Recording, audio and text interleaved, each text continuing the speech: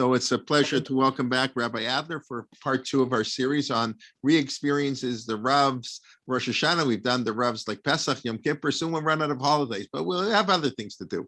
And a pleasure to welcome everybody. I want to thank again Carl and Joel Cohen, who are sponsoring this series in memory of their father and grandfather, Dr. Arthur Cohen, who was very close to the Rav in Boston. The Rav was Mr. Kiddushin at their wedding, and a long-time family connection. Avram Yitzchak ben Kalman Mordechai Cohen. We should come together for happy occasions. Rabbi Adler, it's all yours. And I'm going to turn off my video so you don't have to look at me. Thank you very much. The conversation you were just having with Ruth, she's a member of our shul in Katamon in Yerushalayim. So we'll put all her Switzerland background behind us. She's a Yerushalmit in every sense of the word. Yes, I meant originally, where did she make Aliyah from? You know, they made Aliyah from Switzerland. Okay. Unfortunately, I'm still in Toronto, so it's hard for me, you know, like. Okay. I want to mention something. There's a museum in Bet Shemesh. It's called the Museum Hatnachim, and they have a big collection of shofarim there.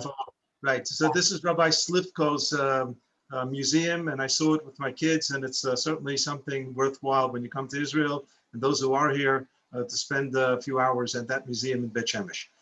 Tzarayim tovim, and good early afternoon or late morning or evening here in Yerushalayim between Mincha and Ma'ariv. Yes, this second part we will deal with Malchiyot, Zichronot, Shofarot, the 3 important ingredients of the Tfilat Musaf of Rosh Hashanah, and see what our great Rabbi, the Rav Zichron Lebracha, had to add and contribute to our understanding of these brachot. Malchiyot being the section of citations, specifically 10 citations from Tanakh about Malchiyot, monarchy, God's reign over the world. The 3 verses from the Torah, 3 from Tehillim, 3 from the prophets, the Nevi'im, and then wrapping it up with 1 more pasuk from the Torah. It adds up to 10 psukim. Now, some of you are going to catch me right away and say, well, the last time I counted in the Machzor, there were more than 10. That's an independent issue, why some additional psukim were grafted upon the Malchiyot. But the basic structure of all 3 of the special brachot are 10 psukim, 10 verses, of which 3 from the Torah, 3 from the Ketuvim, but the citations are all from Tehillim, 3 from the Nevi'im, from the prophets, and then the wrap-up, the 10th was from the Torah itself. This gives us a somewhat of an inflated Shmon Esrei for Musaf on Rosh Hashanah. So how many brachot do we have on Musaf of Rosh Hashanah? The answer is we have 9 brachot. There's only one problem to this. We happen to have 10 items on the agenda to integrate into the Musaf of Rosh Hashanah. And before I go further, there is a dispute. Do we incorporate the Malchiyot, Zichronot, and Shofarot only in Musaf, as we do? That's the way the custom is throughout the Jewish nation for the last few hundred years, for sure. Or is it supposed to be said in every single Shmon Esrei of Rosh Hashanah? Which means even in Aravit, in Shacharit, in Musaf, and Mincha, there would be the integration of Malchiyot, Zichronot, Shofarot. The one who really adheres to that opinion is Rabbi Zrachia Halevi, 12th century Provence, southern France, known as the Baal HaMaor, and he had this opinion. The Ramban, Rabbi Moshe ben Nachman, stood against the author of the Maor, the Baal HaMaor, and said, no, it's only in the Tfilah that we blow the shofar. And we'll see that indeed that we know we blow the shofar only in Musaf, and there is an integral connection between the Tfilat, the Tkiyat Shofar of Musaf with these 3 special brachot. But if we get back to the math, there happen to be 10 items on the agenda. We have the first 3 brachot, which are pretty standard for the entire year. Magen Abraham is the first, Mechayei Meitim is the second. The third in the Aseret Mei Tshuva, and starting with Rosh Hashanah, it carries with it HaMelech HaKadosh instead of Hakel HaKadosh. That we all know. But on Rosh Hashanah and Yom Kippur, the bracha of Ata Kadosh Shemcha Kadosh is tremendously expanded with uvetein pein tein pachtecha Hashem Elokeinu kol maasecha uvechein tein kavod uvechein tzadikim v'timloch kadosh ata v'nora shemecha. The Rambam even tells us that there were those communities who incorporated this inflated bracha of HaMelech HaKadosh, not only on the 2 days Rosh Hashanah and Yom Kippur, but every single davening, every tefillah of the Aseret Yemei Tshuva. That's not our custom. Our custom is only to inflate the bracha Ata Kadosh for the 2 days of Rosh Hashanah and the 1 day of Yom Kippur, but we end with HaMelech HaKadosh throughout for the duration of the Aseret Yemei Tshuva, as you know. So that's the third bracha, but the bracha of Ata Kadosh, without the inflation part, is clearly standard. Then I jump to the end of Shemona Esrei, and you also have 3 standard brachot: the bracha of Ritzei, the bracha of Modim, and the bracha of Sim Shalom. That's very, very standard. So this adds up now to 6. Now, in a normal Musaf situation, be it Rosh Chodesh, be it Shabbat, be it Yom Tov, there's one more bracha, the centerpiece, and that's the bracha of the sanctity of the day, Kedushat Hayom, where in the Tfilat Musaf, we make mention of the Musaf sacrifice at Beit HaMikdash, whatever it may be, according to the schedule of Parshat Pinchas. The Ashkenazim actually read the Psukim, the Sfardim just make a mentioning of it without reading the Psukim, but that's really the core of every Musaf of Rosh Chodesh, of Shabbat, of Yom Tov, and it ends with Baruch Ata Hashem Mekadesh HaShabbat, Baruch Ata Hashem Mekadesh Yisrael v'Roshei Chodeshim, Baruch Ata Hashem Mekadesh Yisrael v'Azmanim, and so on. That's what a Musaf looks like. But on Rosh Hashanah, we have to add to the formal standard structure of Musaf of 7 brachot and add 3 additional brachot: Malchiot, Zichronot, and Shofarot. So Malchiot is the psukim that deal with the gods reigning over the world, past, present, and future. Zichronot also has to do with memories, but we'll see in a moment it has to do with memories not only of the past, but to God, the future is also a memory. And Shofarot has to do with certain scenes, past, present, and future, where the shofar plays a role. That's 3 extra brachot. If I remember correctly from first grade, 7 plus 3 is 10. I think I got that one right. Yet, we have 10 items on the agenda: the first 3 brachot, the last 3 brachot, the centerpiece of Kedushat Hayom and the Musaf of the Korban, that's 7, very standard. And now we're going to add 3 more, Malchiot, Zichronot, and Shofarot. And I'm telling you that there are only 9 brachot. So how does that work out? Only 9 brachot. Why don't we have 10 brachot? We have 10 items on our Musaf agenda. So we should have 10 brachot. The Anshe Knesset HaGdolah, taking us back about 2,500 years to the beginning of the Second Temple era, ordained that this davening will only have 9 brachot. Why? We'll see in a moment what the Rav had to say about this. But it's 9 brachot. And in order to get 10 items on the agenda into a schedule of 9 brachot, we're going to have to force 2 of the brachot to merge. And the question is going to be, which 2 will merge in order to create a scenario of 9 brachot? So I'm going to see if I can do this, post the page. I hope everybody can see this page on the screen. And there's a first Mishnah. We can see it. Rabbi, I don't know if you can enlarge it a little bit. You've got it over on one side of the screen. If not, it's, I can see it. Okay, I'm not great at the technology here. Yes, you were born even before me. So When I have questions about the computer, thank God I have grandchildren to help me out here. They're right there, but I don't have grandchildren home right now. So I think we're gonna have to just work with this text. And the Mishnah tells us in source number 1 from Masechet Rosh Hashanah, say the brachot. Here is the order of the brachot of Shemona Esrei, which I'll just say parenthetically, that the Rav said that there are 3 ideas in halacha where the word seder is absolutely critical. One is the avodah, the service of the Kohen Gadol on Yom Kippur. He must necessarily do it in order. The other is Leil HaSeder, what we call Seder night. It's not our great-grandmother who called it a Seder, but the halakha calls it a Seder. It must be in order, and that's why poems were authored and drilled into children's heads like Kadesh, Urchatz, Karpas, Yachatz, so we can sing the Seder and do it right. If you look at the Haggadah Shlema of Rabbi Menachem Kasher, there are 14 different variations of poems for the Seder of Seder night. But it has to be done according to the Seder. And the last one is Tfilat Amidah Shmon Esrei.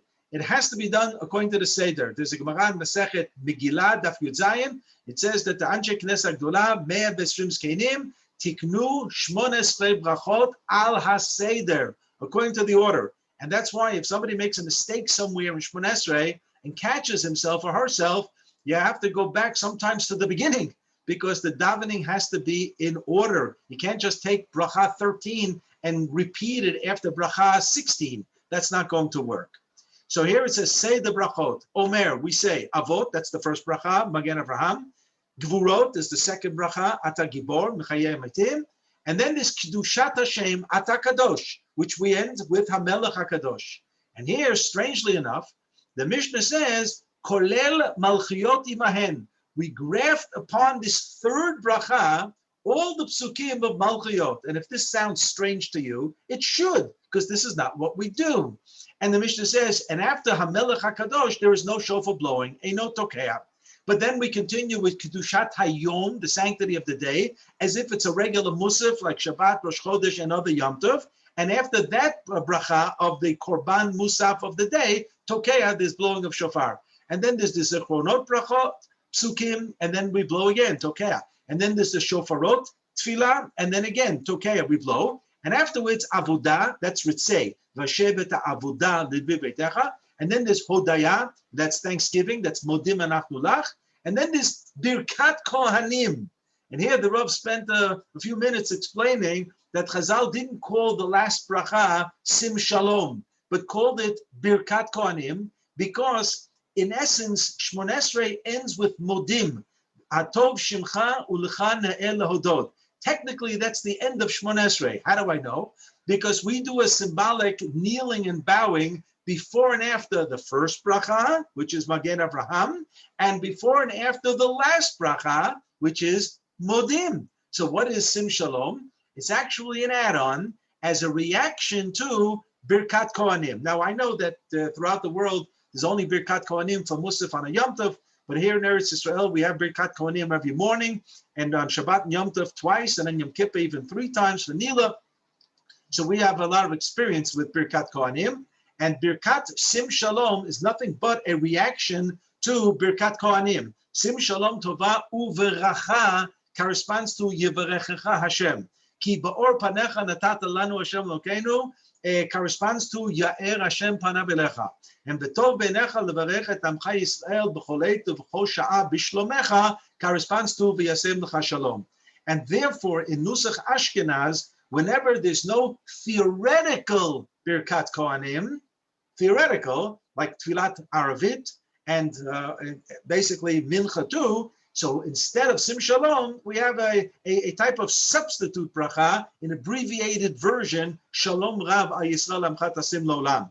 But if you know that on a public fast day, where in theory there should be Birkat Kohanim by Mincha, so even in Nusach Ashkenaz, we say Sim Shalom by Mincha on a public fast day. So that's just closing the window on the idea of Birkat Kohanim being the last bracha. And then the Mishnah continues, Divrei Rabbi Yochanan ben Nuri. This is the opinion of one of the early Tanaim, Rabbi Yochanan ben Nuri. And I say again, don't get nervous. We don't do that. We don't follow this practice. But Rabbi Akiva says, Amalei Rabbi Akiva, Im einot tokea lemalchiot, if you're not going to blow the shofar for the psukim of malchiot because it's been grafted upon the third bracha of Shmon Esrei Hamelech HaKadosh, lama ul maskir, why does he mention it at all? Ella, but, says Rabbi Akiva, the following, and this is going to sound familiar now. Avot, Magen Avraham, Gvurot, Ata Gibor, Kedushat Hashem, the bracha of Hamelech HaKadosh, V'cholel malchiot im Kedushat Hayom. In the fourth bracha, we incorporate the malchiot with the Korban Musaf. This is precisely what we do, and we end it with a double ending. Baruch Ata Hashem, Melech HaKol HaAretz Mekadesh Yisrael V'Yom HaZikaron. It carries a double ending because the bracha has two component parts: the Korban Musaf part, which is the sanctity of the day, and the psukim of Malchiot. And then there's a shofar blowing, V'Tokea, and then there's Zuchonot, and you blow, and the shofarot, brachot, and you blow, and then you have Ritzei, Abudah, Hodaya, and Birkat Kohanim. So you have the machloket between Rabbi Akiva and Rabbi Yochanan ben Nuri, and as the Rambam tells us in source number 2 in his Mishnah commentary, V'halacha ke Rabbi Akiva. No surprise here, because there is a principle in halacha, halacha ke Rabbi Akiva mi chavero. If Rabbi Akiva is arguing with one other Tana in the Mishnah, unless otherwise indicated, the halacha follows the ruling of Rabbi Akiva. If one is familiar with the Gemara itself, this what I read here was the Mishnah. There's actually a third option of how to organize the Shmona Esrei for Musaf, and that is to put the Kedushat Hayom with Zichronot, with the fifth bracha.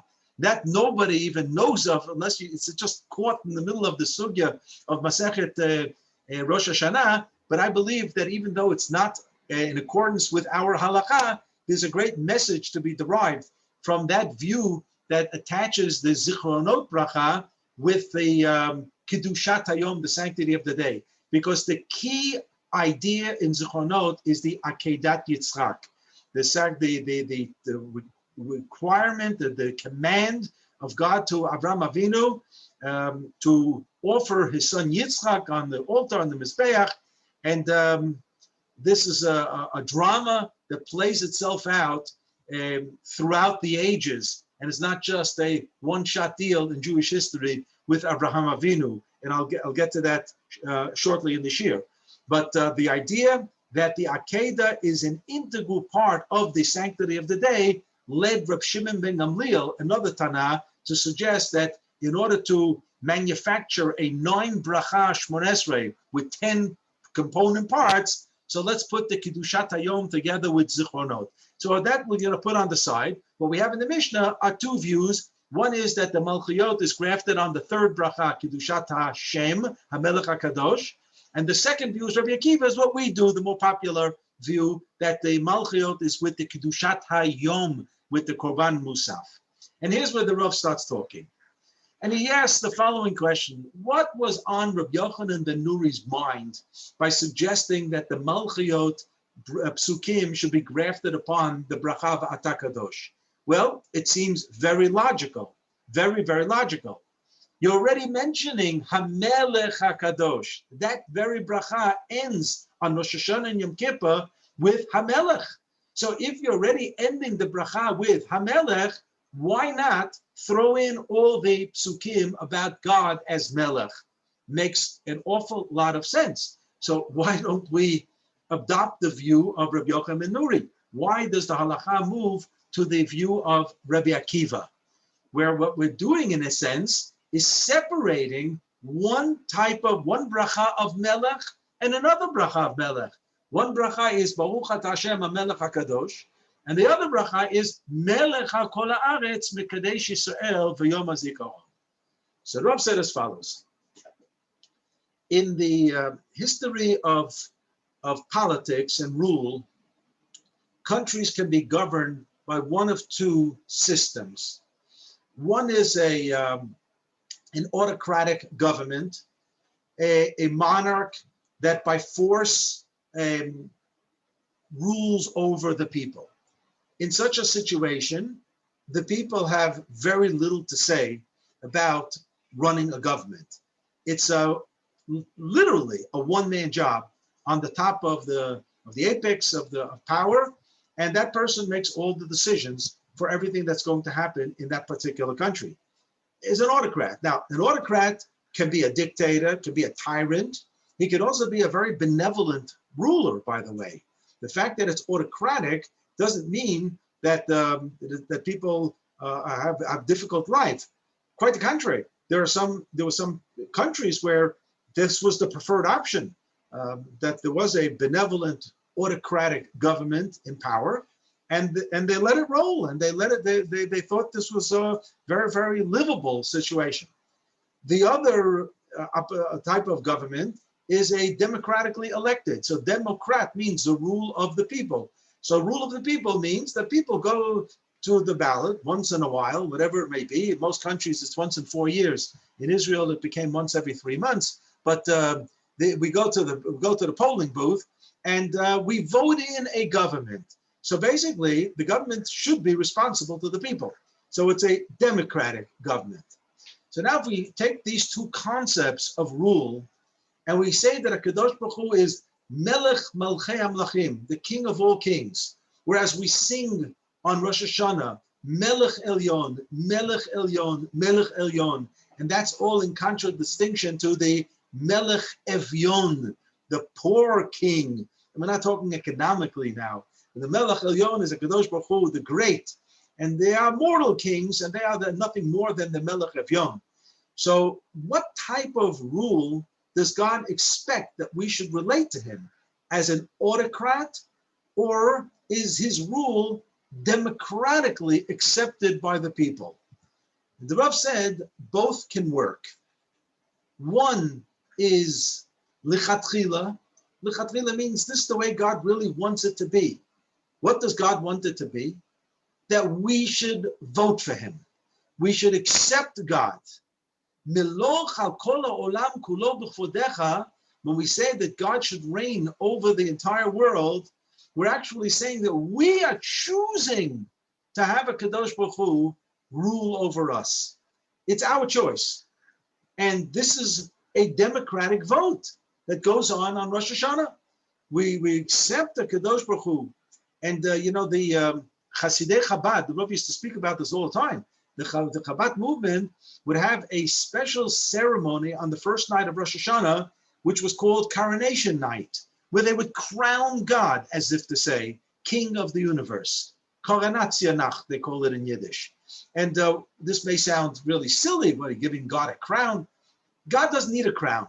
We need to crown God with a crown. We need to do it. It is important for man to know that he voted and selected HaKadosh Baruch Hu, as opposed to any other deity, as opposed to any other power, as opposed to any other thing of supreme importance. We want HaKadosh Baruch Hu. We want God. And that is God being accepted by the people, certainly by the Jewish people, but HaKadosh Baruch Hu is looking forward to the entire universe, the entire globe voting for him. This was the mission of Avraham Avinu. When he would set up at the street, at the main intersections, Torah says, "Vayiven sham mizbeach." He built an altar. But I remember studying Ramban by our great Rabbi Lichtenstein, Zechat Tzadik Livracha, in the Yeshiva in Alon Shvut. He said Avraham Avinu was like a little bit of a Chabadnik. He was setting up the mitzvah tank at the various intersections and spreading the good word that there's a one God, spreading monotheism, asking people to think about it and to accept God. And that is going on until this very, very day. He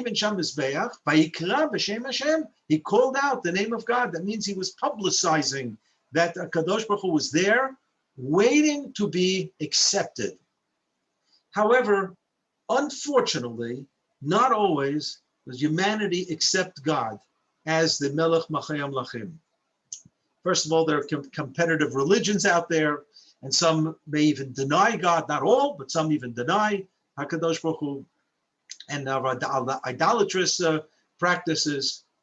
And there are people who, at least in theory, are committed to HaKadosh Baruch Hu, except that in practice, it doesn't always look like that.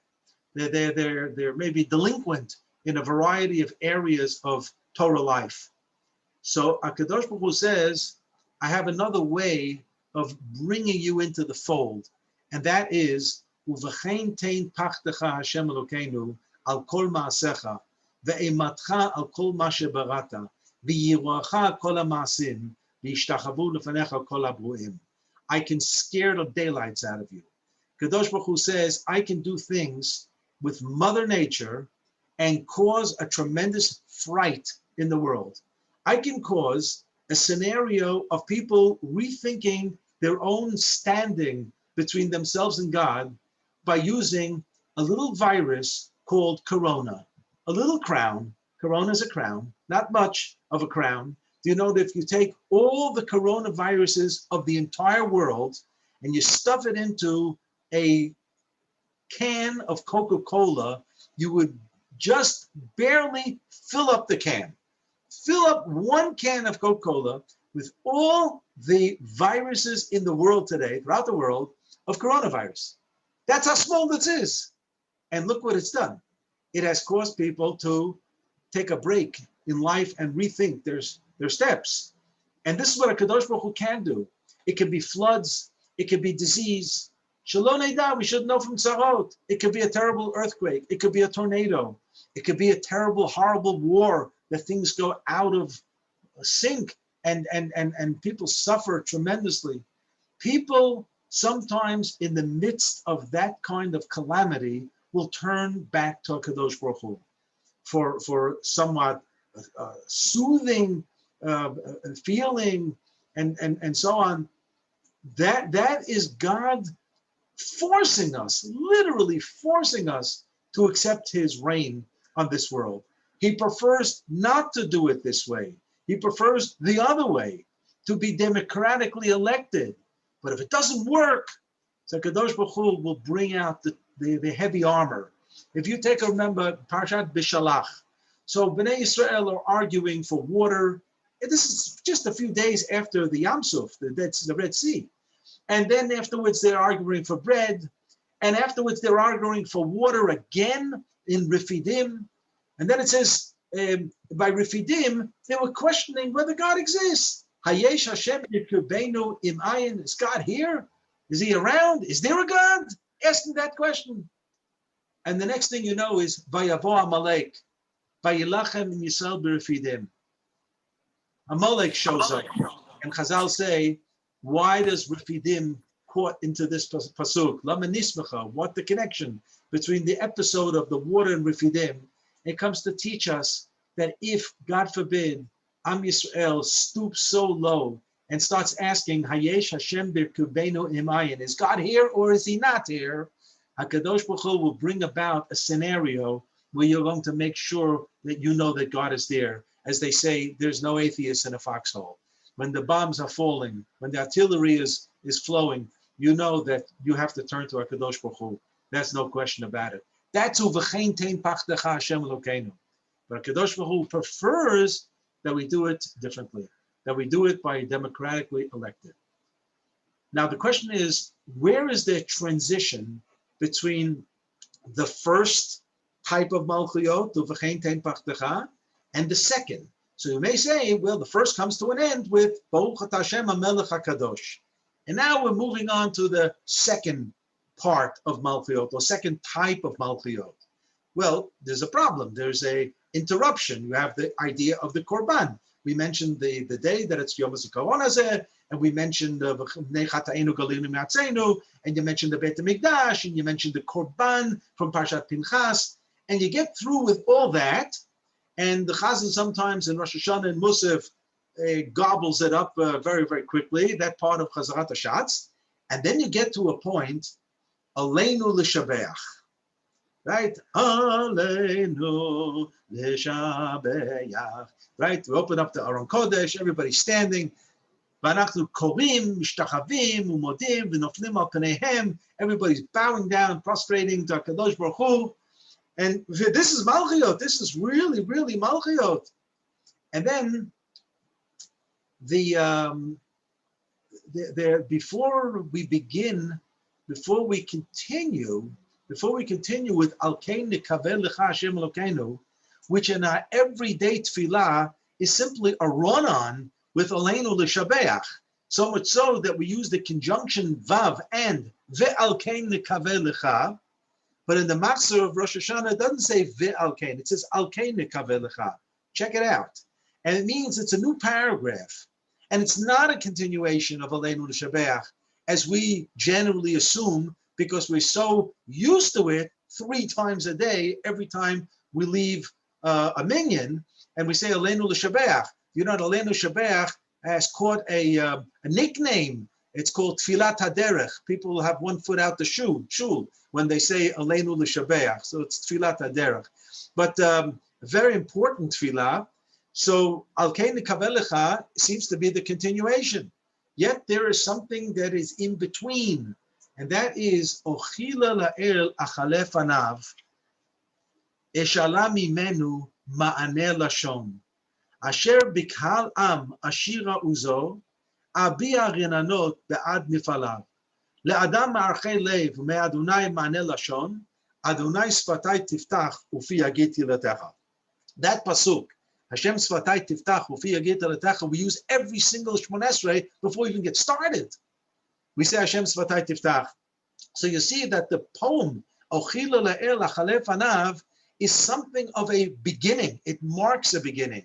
And indeed, on Yom Kippur, it's said at the very point, right before the Chazan continues with the special service of the Kohen Gadol. Before the Chazan goes into whether it's the Sfaradi, Atakonanta, or the Ashkenazi, Amitzkoach, there is Ochila La'el Achale Fanav. On Rosh Hashanah, it's before Malchiot, before Malchiot. So if it's before Malchiot, why isn't it before Aleinu L'Shabeach? If Aleinu L'Shabeach marks the beginning of Malchiot. So first, just make a parenthetical insert. In the Sfaradi, the Eidot HaMizrach, the North African communities, the Ochila La'el is actually begins the Chazarat HaShatz. It's an elongated Hashem Sfatai Tiftach Ufi Yagit Yilatecha, and it's not said at this point in the Machzor like the Ashkenazim do. Yet, I checked out in the Rambam at the end of Hilchot Tfilah, the Rambam has an abbreviated siddur of every possible davening. And in his abbreviation of the Rosh Hashanah Musaf, he has Ochila La'el exactly the way Ashkenazim have it. Exactly, before the Musaf, before the Al Kein Nikaveh Lecha. And the Rav said, this comes to show that Aleinu L'Shabeach is not part of Malchiot. So if it's not part of Malchiot, what is it? So he said as follows: we are coming to HaKadosh Baruch Hu with a pledge in Malchiot that we, not only Am Yisrael, but we believe there's a universal message here. Kakatuv b'Toratecha Hashem yimloch le'olam va'ed. All over the place. Vaya Hashem le'melech al kol haaretz. Bayom hahu yeh Hashem echad u'shmo echad. This is not a Jewish parochial idea. This is a universal idea of God's dominion and reign over the world. In order for Am Yisrael to accept the mandate to go out to the world and spread the good word of Abraham Avinu, Vayikra b'Shem Hashem, we have to take hold of ourselves and investigate in-house, are we all with HaKadosh Baruch Hu? You cannot have a mission to go out unless you are firmly committed from within. And hence, the Rav said, Aleinu L'Shabeach is for domestic consumption. That is to say, it's for Am Yisrael. This is where we, Am Yisrael, pledged to Kadosh Baruch Hu that we are with him in anticipation of the bracha of Malchuyot, where when Am Yisrael feels that indeed we are committed to Kadosh Baruch Hu completely, now and only now can we go out to the world and spread the word of Hashem Yimloch L'Olam Va'ed and Vaya Hashem L'Melech HaKol Haaretz and Elokeinu L'Kavotenu Miloch Al Kol Ha'olam Kulo B'Chvodecha should reign over the entire world.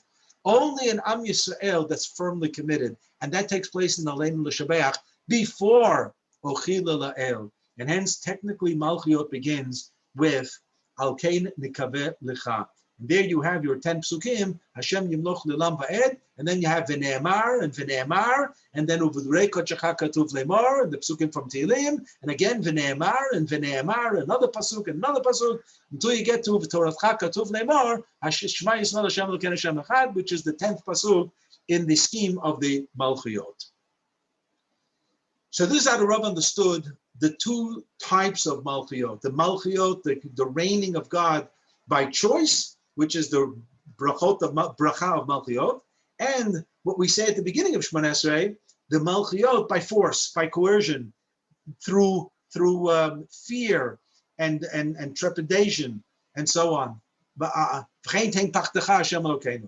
And hence, Rabbi Akiva understood that these two malchiot should be split and not merged into one bracha, as Rabbi Yochanan ben Nuri had suggested, because it would have lost the impact of the two ideas, two dimensions of the malchiot. And indeed, they are kept separately. Now we move on to the zichronot. So what exactly are the zichronot? Ata zocher maseh olam. And in zichronot, we actually take a step back to the days of Adam Rishon and Noach. We spend a few psukim about Noach, but then we work our way up to Abraham, Yitzchak, and Yaakov. Zacharti, remember the covenants with Abraham and Yitzchak and Yaakov. Quite a few psukim about that. Vayishma Elokim et na'akatam, vayiskor Elokim et brito, et Abraham, et Yitzchak, et Yaakov. V'zacharti et briti Yaakov, v'af et briti Yitzchak, v'af et briti Abraham eskor, v'aretz eskor, and so on. V'zacharti et briti, all otach b'imei nu'urayach. This is all throwing back to Am Yisrael's beginning, infant stage of Am Yisrael in days of the Avot. And the bracha part of Zichronot speaks of the Akedah. Zachrenu b'zikaron tov lefanecha, ufakdenu b'fkudat Yeshua v'rachamim mishmei kedem, u'schor lanu Hashem Elokeinu. We ask God to remember the Brit, the covenant, Chesed, and the Shvuah, the goodness, the kindness, and the oath. Asher nishbata l'Avraham Avinu b'Har Moriah. There was an oath at Har Moriah. V'tera'el lefanecha akedah she'akad Avraham Avinu et Yitzchak beno al gavei hamizbeach v'kavash rachamav lasot ritzoncha b'levav shanem. God somehow bound, he caught himself, and with great mercy allows Yitzchak to survive this episode. Now we know when studying the parasha of the Akedah, Yitzchak remains the korban, the sacrifice, and the ram that's offered in place of Yitzchak is nothing but a type of a representative of Yitzchak. Vayaleo le'olah tachat beno, in place of Yitzchak, but Yitzchak remains the actual korban. The point of mentioning the Akedah here has something to do with the perennial Akedah. What is the perennial Akedah? So at the tail end, as an epilogue of the Akedah incident in the Torah, the episode in Torah, it says that Abraham returns to his servants. Vayashav Abraham el ne'arav. The classic question that's raised by our sages is, where's Yitzchak? V'heichan Yitzchak. I mean, he's part of the whole drama from beginning to the end. And now the drama comes to an end. Abraham goes back to his servants who he left off before the story begins. And he's going to return to Beersheba. Where's Yitzchak at this point? So one has to explain why Yitzchak is conspicuously absent. Ibn Ezra quotes an anonymous commentary who he refuses to identify, and he refuses to even accept the legitimacy of what he has to say, but nevertheless finds it worthwhile to say it, which is rather interesting. And this anonymous commentator says the following, that the reason why it does not mention Yitzchak's return with Abraham, because he was actually slaughtered. He was actually slaughtered on the Mizbeach. But what are you talking about, slaughtered? He wasn't slaughtered. Keep reading in the Chumash, in Parshat Chayei Sarah, Yitzchak is there. Keep reading in Parshat Toldot, Yitzchak is there. Keep reading in Parshat Vayishlach. He's still there. He's still alive in Parshat Vayishlach. So what do you mean he's slaughtered? So this Parshan says he was slaughtered and was resurrected. He became Latchiyah. He revived. He became revived. Revived. Now, Ibn Ezra says this cannot be. He explains why this is out of line with the Pshat. Fine. But who could have imagined such a perush? Who could have imagined such a commentary on the Akedah story? That Yitzchak was actually slaughtered. If not for some Rav getting up to his community in the aftermath of the Crusades of 1096. The aftermath of the Crusades of 1096, that which generated our avarachamim that we say on Shabbatot before Musaf, Kilot HaKodesh shemasru et nafsham al kedushat Hashem. We say on Tisha B'Av We speak about the three major Torah centers that were decimated. The cities of Shum, Shin, Vav, Mem, Speyer, Varmeiza, and Magensia. So that's Mainz, Worms, and Speyer. So you have the three big cities that were extremely, not just well populated, but populated with great Torah scholars of the 11th century. And these centers were obliterated in the First Crusade of 1096. And in the keynote that we say on Tisha B'Av, we even have dates. And the dates were the 8th of Iyar, the 23rd of Iyar, Rosh Chodesh Sivan, the 3rd of Sivan, and the 6th of Sivan, which is Chag HaShavuot.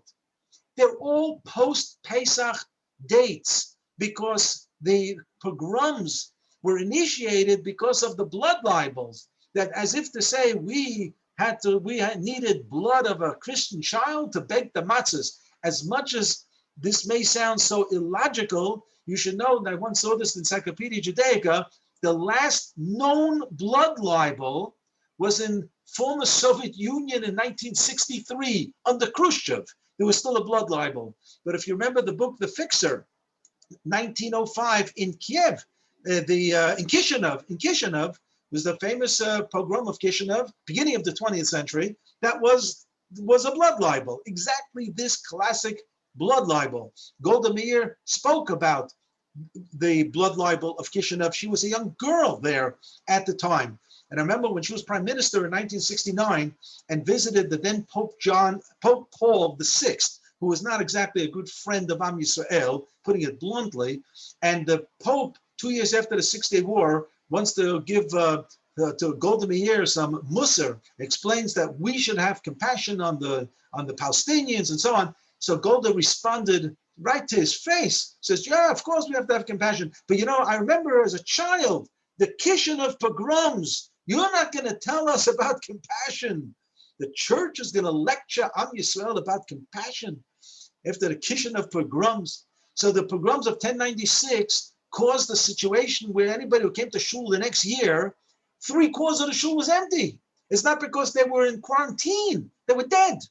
They were dead. And somebody had to get up and give strength and encouragement to Am Yisrael to continue. And he gets up and he speaks about the Akedah. And he said that Yitzchak was also slaughtered. But there was a time that he was revived, and there's continuation. In that context, I can understand it as a homiletic piece, not as the pshat, the understanding of the psukim when you're learning the Chumash, but as a very, very powerful drive to the people to hang in there, because even Yitzchak was slaughtered and will be revived, and so on. And it's we on Yom HaZikaron and Yom HaTzmaut, we read many times the parasha from Yecheskel, who speaks about the dry bones. Will these bones ever revive itself? Well, just pay one visit to Medinat Yisrael, and you'll see that the bones have revived itself. Nachon, it's true. The people who were murdered will never come back. We understand that. But Am Yisrael was really down and out practically 1945. And look at the situation today. In certain areas, we're global leaders. And it's miraculous. It's absolutely miraculous. So the zichronot that we mention about the Akedah, we end off by saying, Ki zocher kol hanishkachot atahu me'olam. You remember all the things that were forgotten. Ve'ein shikcha lifnei chisecha v'decha. Nothing by you was ever forgotten. Nothing. Va'akedat Yitzchak lizaro hayom berachamim tiskor. And today on Rosh Hashanah, you should remember the Akedah. The Rav said that's not the understanding. Va'akedat Yitzchak lizaro hayom. We want God to appreciate the current contemporary Akedah. Every one of us have sacrificial moments. Now, we're not asked to do what Avraham Avinu was asked to do. Some of us, it's measured in money. We have to pay more for Jewish education. We have to pay more for kosher food. We have to pay more for a variety of things. It's taxing to be a Torah observant Jew. That's a sacrifice. And then there's the time and the effort. Jewish communities require people to give from the time. That's also a sacrificial moment for people. And there's so many areas of chesed that are sacrificial on our part. We would love to do other things, but we're not going to do that because of. And Am Yisrael is built upon sacrifices. The Rav said that there are two different ways to read the bracha of Ritzei. V'hashev et ha'avodah lidvi beitecha v'ishei Yisrael. God should restore the service, the Beit HaMikdash, including the sacrificial activity, V'ishei Yisrael, or to read it, V'ishei Yisrael utfilatam be'avat kabel b'ratzon. God should accept our prayers with the Ishei Yisrael, the fire of Israel. So what are the fire of Israel if it's not sacrificial activity in Beit HaMikdash? He said it's the moments of sacrifice, that self-sacrifice, that we are involved in and day out as being part of Am Yisrael. It is really a sacrificial religion. And to that end, we ask God to take this into consideration when considering our judgment on Rosh Hashanah. V'akedat Yitzchak l'zaro hayom berachamim tiskor. Hayom, today. And to that we sing at the end, Hayom ta'amseinu, Hayom tevarchenu, Hayom tegadleinu. They're emphasizing the Hayom, Hayom, Hayom, the contemporary situation of what we're in today. So this is the thrust of the Zichronot. And then there's the Shofarot, which talks about basically Matan Torah and everything that's all about Har Sinai. And the Rav said that there are two covenants. He spoke about this in 1956 at the famous speech that he delivered at YU Yeshiva University on Yom Ha'atzmaut, Kol Dodi Dofek, where he speaks of two different sides of the covenant, the Brit. There's the covenant with our forefathers, the Brit Avot, and there's the covenant at Sinai, Brit Sinai, which is Matan Torah. So the Rav said that in Zichronot, it's everything pre-Sinai, pre-Sinai. And pre-Sinai means that we're all part of we're in the same shizzle, we're in the same ship, and we're moving with the flow of Jewish history. Whether you like it or not, we are moving. The idea, and the Rav calls that Goral, fate, whereas Har Sinai has to do with destiny, has to do with, in Hebrew we call it Ye'ud, destiny. Destiny means we chart our future course. And here, where the two Britot, the two covenants, play again, one next to the other, not against, but side by side. Am Yisrael requires both types of covenants, because the first covenant of Goral has something to do with the first Malchiot, that God can sometimes force us into scenarios and into situations that just force us to fall into line. The second Malchiot of by choice is already the choice of Ye'ud, of destiny. And that's a completely different approach to being close to HaKadosh Baruch Hu. So you have the Malchiot, and then you have the Shofarot, each one representing a different facet of the Brit Avot, the covenant with our forefathers, and the Brit Sinai, the covenant that was signed at Har Sinai. And with both of these Britot, we march on. We march on. The Rav said that when we accept converts for conversion into Judaism, so we have the convert do a Brit Milah, which connects him to the Brit with Avraham Avinu, and then the convert goes to the mikvah, and that somehow is reminiscent of Ma'amad Har Sinai.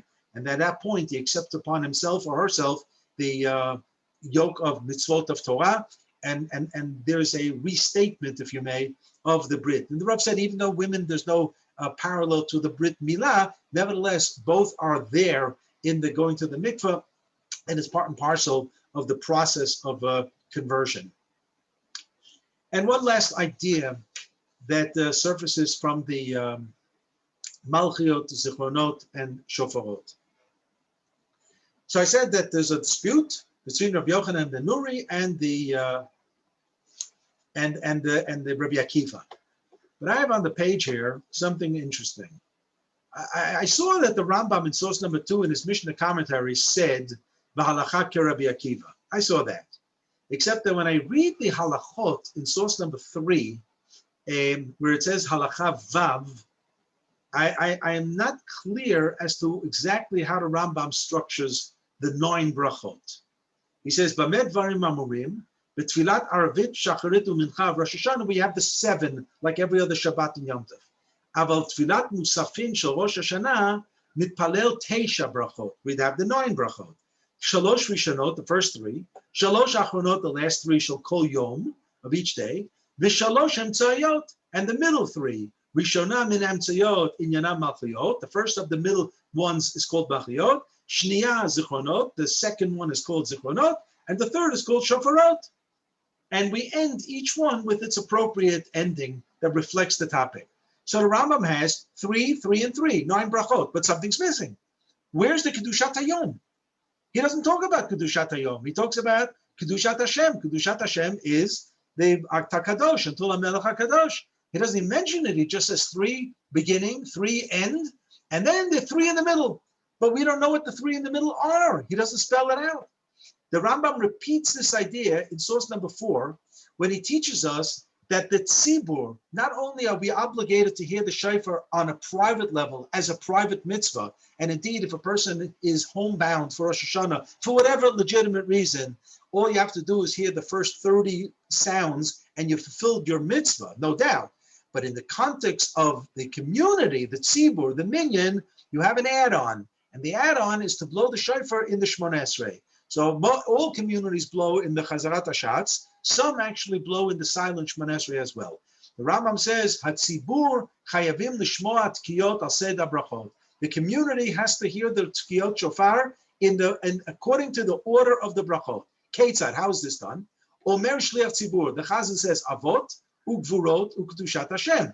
The first 3 brachot, and then he says malchiot, and then you blow shalosh 3 times. V'omer zichronot, and then he says zichronot, and you blow 3 times. V'omer shofarot, and then you blow 3 times. And then you say avodah, which is ritzei, hodaya, which is moedim, and birkat kohanim, as we said, the sim shalom.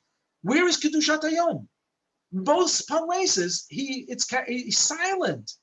He's silent, and the silence of the Rambam is absolutely deafening because it's not a moot issue. It's a dispute in the Mishnah, and the Rambam should take sides. Which way to go? And we saw in the Mishnah commentary that was written earlier, he was about between age 23 and 30 when he writes the Mishnah commentary, and he's in his mid-30s to mid-40s when he writes the Mishnah Torah. So he writes the Mishnah Torah. What did he forget about this dispute? And what exactly happened to the bracha of Kedushat Hayom? So obviously we know that it's integrated, but the Rambam doesn't tell this to us. Where is it integrated? And it so happens in this section at the end of the laws of Tefillah in the Mishnah Torah of the Rambam, he gives us, as I said, this little abbreviated Siddur and Machzor. And there he tells us very, very definitively that the Kedushat Hayom is integrated into the Malchiot exactly the way we do it. So why didn't he tell that to us in the Halachot? So I found a section in the Yerushalmi, Talmud Yerushalmi. It says as follows. The Yehuda, let's just preface. Eretz Yisrael map in the days of Chazal was divided into 3 regions. The northern region was called Galil. The center of the country was called Yehuda. There was no Negev at the time. There was no south. It was the center of the country. We call today the center of the country, from Yerushalayim to Yavne. And then there was across the Jordan River, Eva HaYarden. Those are 3 regions of Eretz Yisrael. And the Talmud Yerushalmi says that in the area of Yehuda, that means Yerushalayim, and in the Yavne area, the center of the country, Nohagu ke Rabbi Akiva. They practiced like Rabbi Akiva. They engineered the 10 items of the agenda and shipped them into 9 brachot the way Rabbi Akiva suggested. That is the way we do today.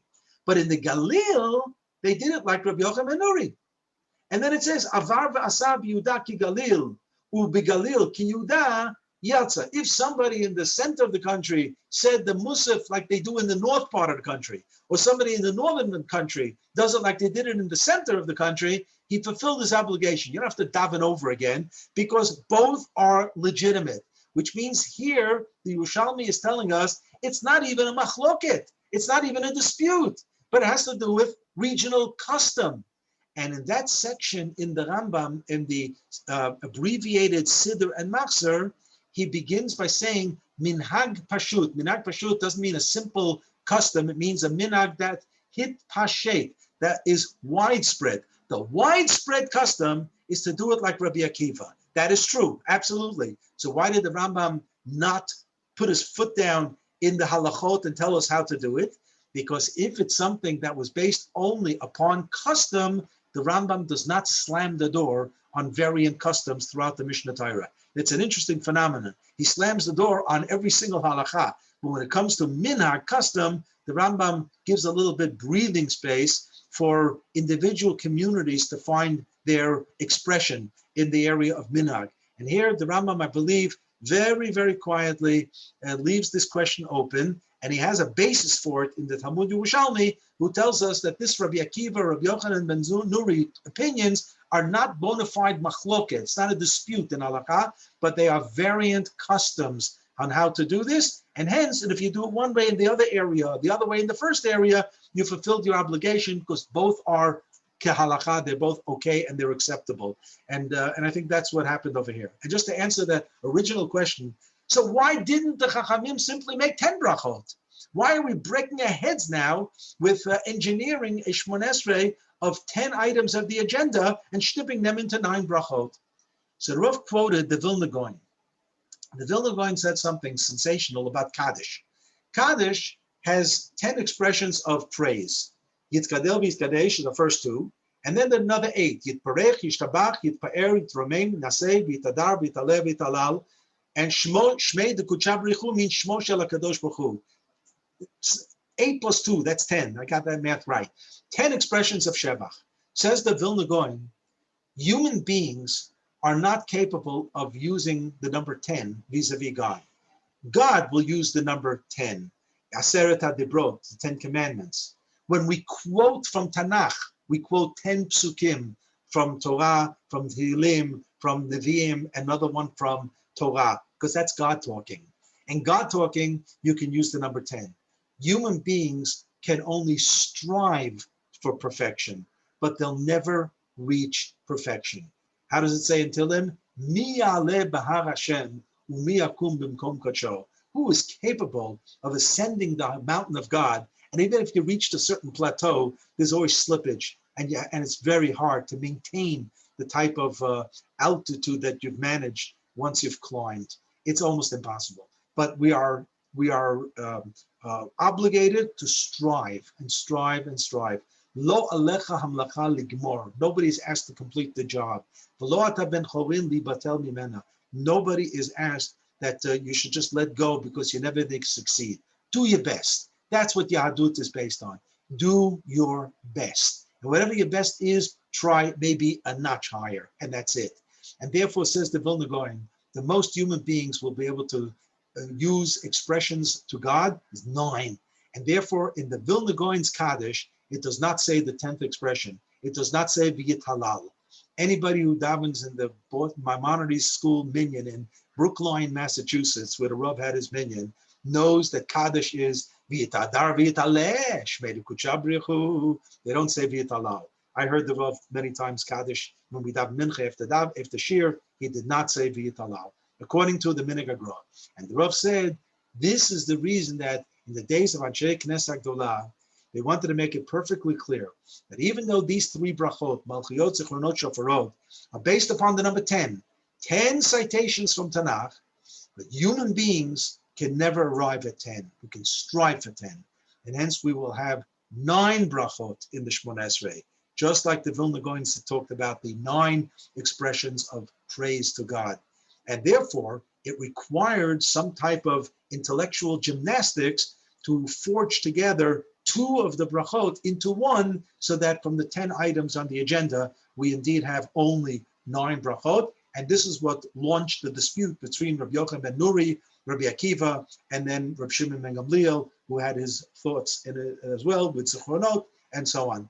As you have 3 different ways of trying to engineer the Shmon Esrei, but the common theme is that human beings cannot arrive at the number 10, maximum at the number of 9. And God willing, this year on Rosh Hashanah, each and every one of us will just do our little best. That's all. Nobody's asking anybody to do better than his or her capabilities and so on. But at least our aspirations should be in the right direction. We should have movement in the right direction. And HaKadosh Baruch Hu should take note of our desire to self-improve and to work on inspire others through our self-improvement, not to be judgmental about others, but have others simply emulate our way of life and show that it's a beautiful life of being Shomer Torah Mitzvot. And God willing, we will have a fulfillment of all of our tefillot and the ultimate blowing of the shofar. Vaya bayom hahu yitaka b'shofar gadol, as we will say in shofarot from Yeshayahu Navi. Uvahu ovdim be'eretz Ashur, v'anidachim be'eretz Mitzrayim. They will come from the east, they'll come from the west. V'anidachim be'eretz Mitzrayim, v'ishtachavu l'Hashem b'har HaKodesh b'Yerushalayim. Erev Tov from Yerushalayim.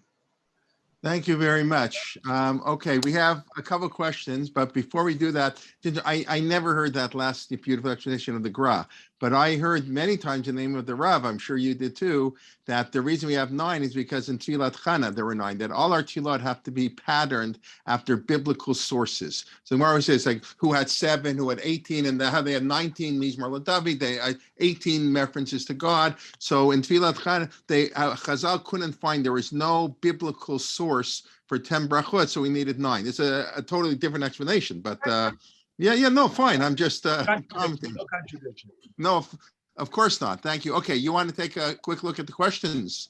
Okay. Yeah, go back to the top. I guess we start with iPad. God with an unredeemed people may also be viewed as a poor king.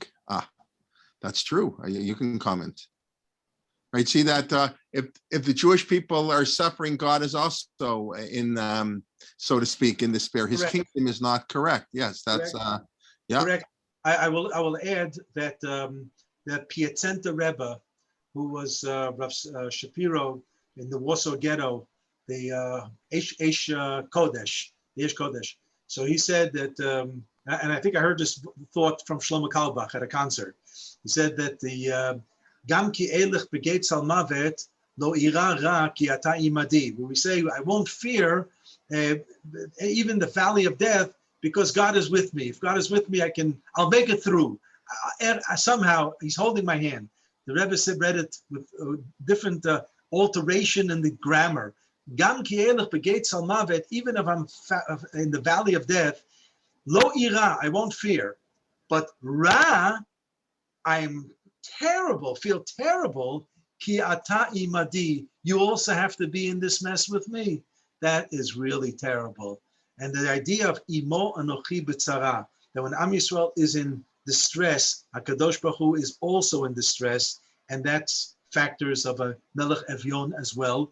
The Kabbalists speak very much so of redeeming HaKadosh Baruch Hu, and it's not just in Kabbalah, but in HaShana Rabbah, we say in one of the Hoshanas, it says, we say it actually all 7 days of the Shanas. In the Kehoshata, it says, Nakuv v'hotzeti, it says v'hotzeti, Nakuv v'hutzeti, that God took us out of Egypt, but He also had to take Himself out of Egypt, because there is an idea of imo nachi b'tzara, God is with us in these moments of distress and tragedy as well. Yeah. Okay, you see another question about a midrash that Yitzchak's soul did depart. You were talking about his body departing, Right. But okay, that's a little bit harder to know what that means in practice.